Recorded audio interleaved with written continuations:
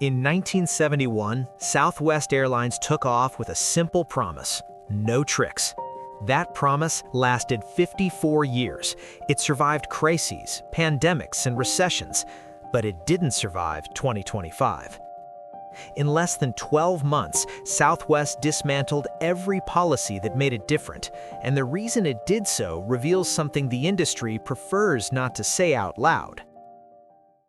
Aviate has reached 20,000 subscribers passionate about aviation. Our sincere thanks for your support. And if you're new here, subscribe to the channel and turn on notifications.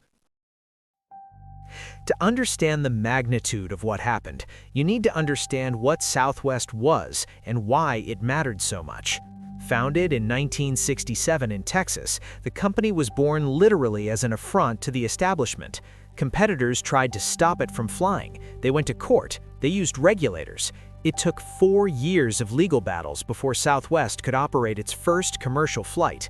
It didn't emerge from nothing. It emerged against something, and the identity it built reflected that. While legacy carriers, the major traditional airlines like Delta, United, and American, were building empires of fees and hierarchies, Southwest was betting on a radically different idea: simplicity as a competitive advantage.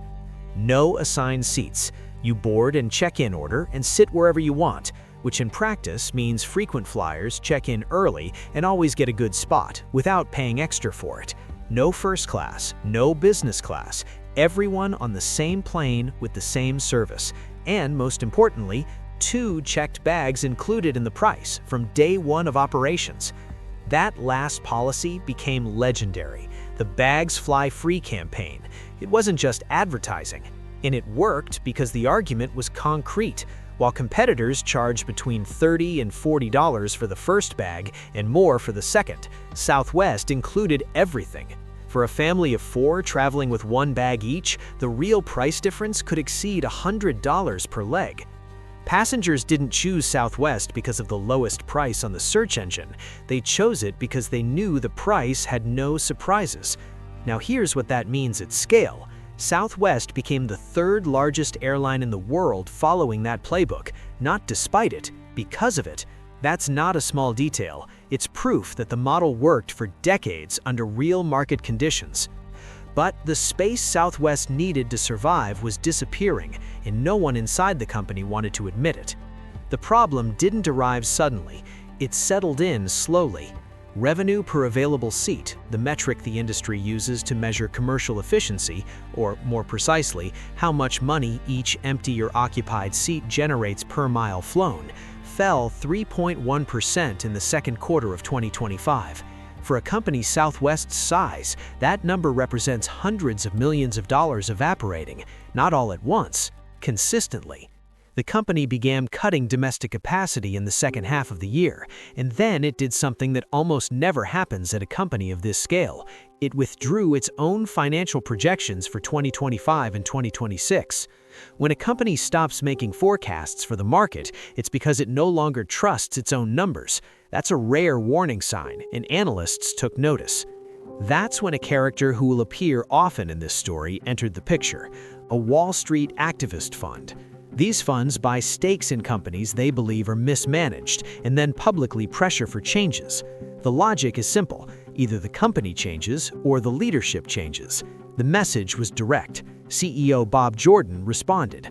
Here's the point most analyses of Southwest are getting wrong. The model worked within a specific set of market conditions. Southwest built its network at secondary airports, Midway and Chicago instead of O'Hare, Love Field in Dallas instead of DFW, where the major airlines weren't competing head-on. It had room to operate, room where simplicity was a genuine advantage. In 2023 and 2024, that room began to disappear. In Denver, United and Frontier scaled capacity simultaneously, creating direct competition on frequency and price across every relevant route. In Atlanta, Delta turned the airport into a fortress. It controls connections, frequencies, lounges, loyalty programs. Southwest flies in, but can't win. The pattern is clear. At Chicago Midway, where it faces virtually no direct competition from the majors, Southwest controls more than 90% of the airport's capacity. In Denver, where United stands directly across from it with its full infrastructure, less than 30%. Where Southwest faced direct competition from legacy carriers, it lost ground, and no marketing change was going to fix that. What happened between May 2025 and January 2026 was the largest transformation in the company's history, and it happened fast, too fast for many passengers to process. May 2025, end of free baggage. The policy that had existed since the first flight, that became a slogan, that became a selling point, that became the very identity of the brand, was over. From that date on, Southwest began charging for checked bags like every other airline. The Bags Fly Free campaign that set it apart for decades became history. January 2026, end of open seating. Southwest implemented assigned seats and basic economy fares appearing for the first time in flight comparison tools. Those fares that don't include a carry-on bag, don't allow changes, and basically exist to make the regular fare look reasonable. Southwest also made a significant geographic move. It exited strategic airports where the math didn't work. Chicago O'Hare and Washington Dulles were left behind. The result? In 2025, Southwest's total capacity fell 0.9%. That sounds small, but understand the context. Southwest had always grown. It hadn't had a bad year in terms of expansion since it was founded. More routes, more frequencies, more planes. That was how the company defined its own success. In 2025, for the first time in decades, it shrank. Now here's the data point that makes no sense on the surface, but is the key to everything.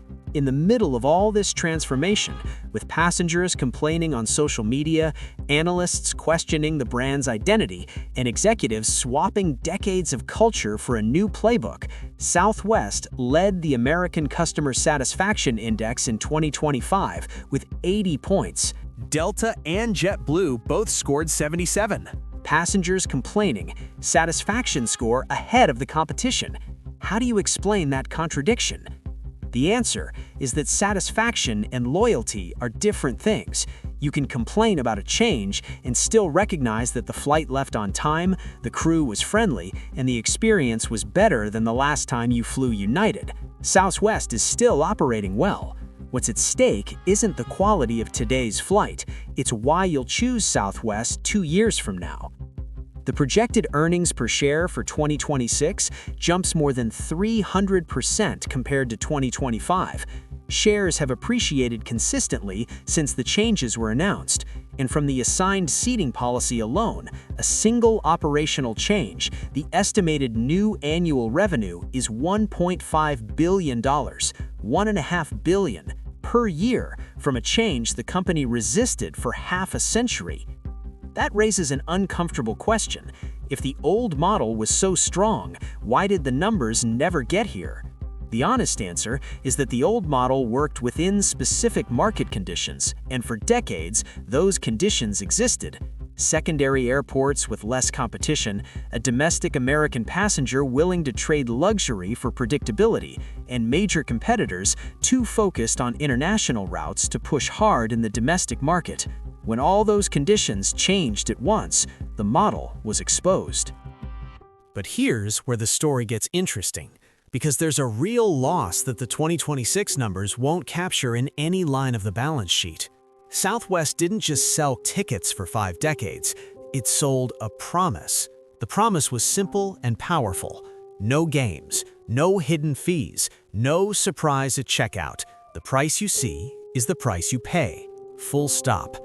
That promise built a specific kind of customer, someone who didn't compare Southwest to Delta on price in a search engine, who chose Southwest before seeing the price because they trusted the model, who recommended Southwest to family and friends not because it was the cheapest, but because it was the most honest. That customer existed at a scale sufficient to sustain the third largest airline in the world, and now the logic that built that loyalty has been removed. By charging for baggage, Southwest didn't just sell tickets, it lost an argument. And now it competes on the same ground as Delta and United. Delta SkyMiles and United Mileage Plus have hotel partnerships around the world, co-branded credit cards with real benefits, VIP lounges at international airports, automatic upgrades for frequent flyers. They're complete ecosystems designed to make switching airlines painful. Southwest is now trying to compete in that arena, without the international product, without decades of consolidated partnerships, and without the transparent pricing argument that set it apart. And there's a specific risk that analysts are beginning to expose. If Southwest is no longer cheaper in a real comparison, what is it genuinely better at than Delta? Because if the answer is almost nothing, the problem isn't competing with Delta and United, the problem becomes competing with Frontier and Spirit, the ultra-low-cost carriers, airlines that play exactly on the minimum price field without any of the product ambition Southwest is trying to build. And when those conditions disappeared, Southwest found that it had traded its identity for better numbers. The question is, what remains when the numbers aren't enough? So where does this leave Southwest Airlines? Financially, in its best position in years, the numbers are real, the projections are concrete, Wall Street believes them, and there are legitimate reasons for that. Strategically, at an unprecedented crossroads, the question that will define the company's next 10 years isn't how much will assigned seats generate, it's more fundamental than that. Why would anyone choose Southwest? Southwest survived by defying the rules of aviation. Now it survives by adopting those same rules. What remains to be seen is whether it can thrive without the argument that made it different, and whether the passenger it lost will ever come back. If you made it this far, you already understand that aviation is rarely just about aviation. It's about business models, about the difference between short-term profit and long-term identity, and about what happens when you remove the one argument that sets you apart from everyone else. Comment below, do you think Southwest made the inevitable decision or sold its soul for short-term profit?